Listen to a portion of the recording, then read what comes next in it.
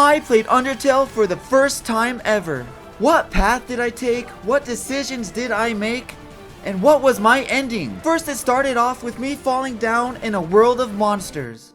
Oh, she's just tripped. I first came across a flower, seemed nice at first, and then it wasn't. Thankfully, a goat came to my rescue. She helped me learn the ropes around the ruins, well, until she left me all alone to fend for myself. So I went through it until I found her again. She brings me to her nice house and makes me a pie. She then wants me to stay in my room, but I follow her in the basement. I had to prove myself to her, so we fight. With 2 HP left, I vanquished Toriel and was able to continue my journey. I walked through a pathway next to a forest until I was greeted by Sans. Not far after, his brother Papyrus came in the picture. As I go through this snowy land, Papyrus wanted to destroy me, but he was nice enough to not finish me off on the bridge, so I safely made it to Snowdin town. After shopping and looking around, I head out and was instantly greeted by Papyrus again. This time he was serious, so we battled. I was streaming this on Twitch and YouTube and had multiple people tell me to save him and others to show no mercy. I had a decision to make that will change the outcome of my whole experience. Who do I listen to? What do I do?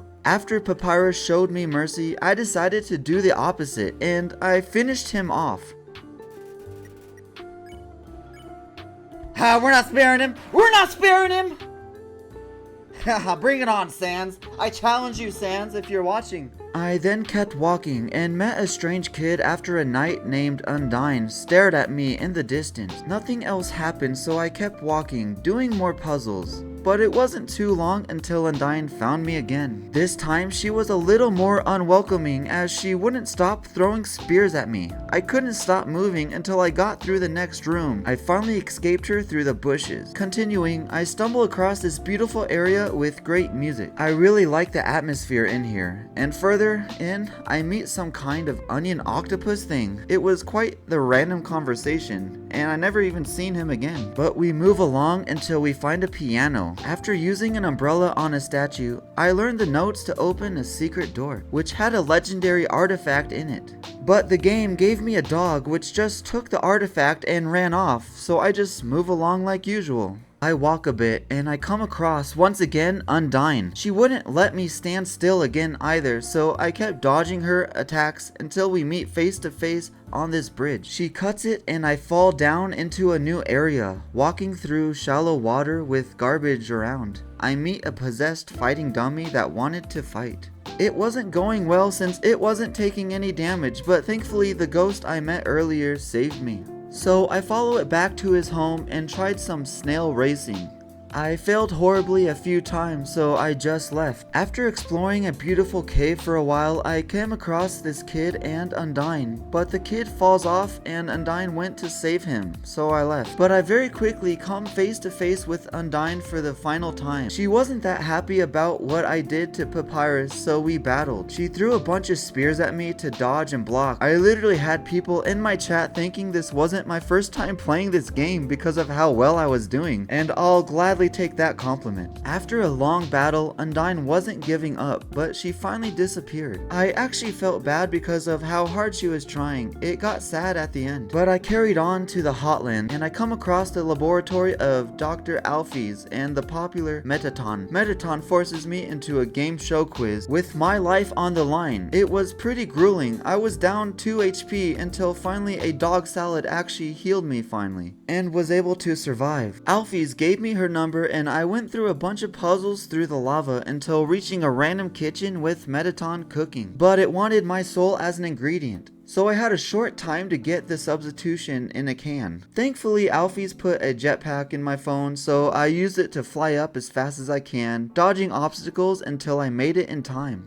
I carry on and come across the worst thing I experienced in this game, this jumping switch puzzle. My brain was not built for this type of puzzle, and actually having a chat room of people watching made it more stressful because I failed this puzzle for like 10 minutes straight, if not more. It was brutal. It started unraveling slowly until I finally made it out. I faced the 2 royal preppy guards then make my way into a room where I was in yet another game show. This time I had to deactivate a bunch of bombs and a time limit, and so I did and moved on once again. After some puzzles, we faced a giant spider. She was having some hardcore Frogger gameplay, but we eventually got through it. And on the other side was a beautiful song sung to me by Mettaton in a dress. I could only sing along with him. It'll suck, and then you'll die a lot. That brings a tear to my eye. But then he puts me through torture and then fights me. But after that sparring match, I move along until I find Mettaton's hotel. We go through it and I was lost for a little bit in this maze area, and I finally get my first triple encounter, which I didn't even know was a thing until now. But I finally make it through and face Mettaton once and for all. We fight until I tricked it to turn around, so I was able to flip its switch. But it then transforms into femboy mode, and the fighting style completely changes. This was a tough fight and took longer than I wanted, but the ratings finally got up to 10k before I lost it all. I only had 3 HP left and no heals. I move along and go into the goat lady's house. I had to find 2 keys to unlock the basement, and I go down. As I walk this long path, I keep getting stopped by monsters who weren't wanting to fight, but tell me lore. It was interesting. At the end of the path, I go inside this pretty building with big windows. I was greeted by Sans, which I haven't seen since the beginning of this game. He didn't seem too happy that I destroyed his brother, but he just leaves anyways. So I move along and find the throne room. I finally meet Asgore himself. He seemed nice, but I knew he needed my soul and I needed his to break the barrier as well. So we begin our fight. After a nice fight, I take him down on my first try. It gives me an option to finish him off or show him mercy. I think about my past, what I've done, Papyrus, Undyne, Toriel.